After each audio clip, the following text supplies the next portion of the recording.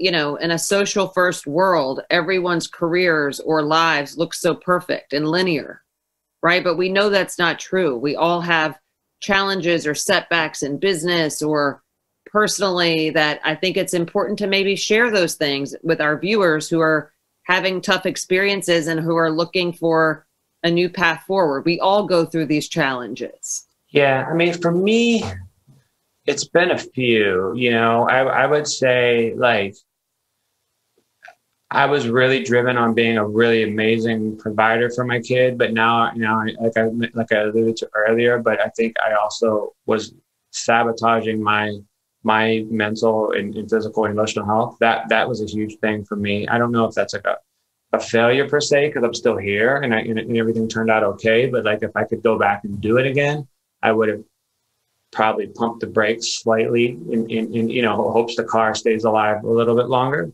And, you know, thankfully the pandemic gave me that opportunity to do that.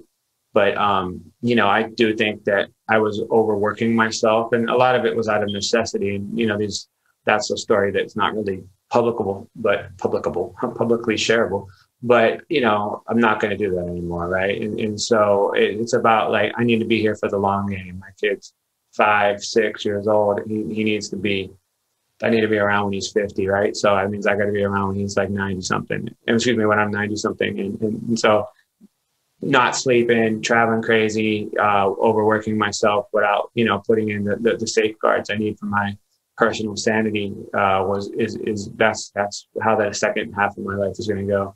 Beyond that, I would say, you know, I thought I really had a good grasp of what my career was pre-pandemic. And you know, when I had this little break, I was able to actually see, you know, some of the things you thought really were working weren't working. I mean, they weren't not working, but maybe they weren't working to the level that I thought they were, because things were just consistent and things were just like going all the time. And you know, I was wrong. Like, they were going, but if you got to do it 10 times to move the needle, why can't you figure out a way to do it twice to move that needle the same distance? And I never would have taken the time to figure that out, because I was so happy to be doing stuff, right? I'm so happy that people cared enough to want me.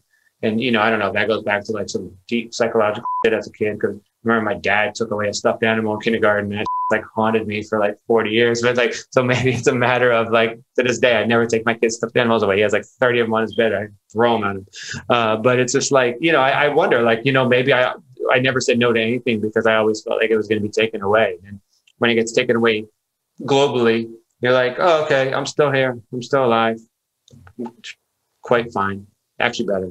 And so that to me made me realize, I think I was a little bit wrong about where I was focusing my energy and my just my aptitude. And it was great. The first 6 months of this, I was just like, holy shit, what the am I going to do? And then this last part of it, it's been like, oh, I know my purpose now. I know my place. I know exactly how, I mean, I don't know exactly how my second half's going to go, but pretty good inclination of it. And I'm really excited about it.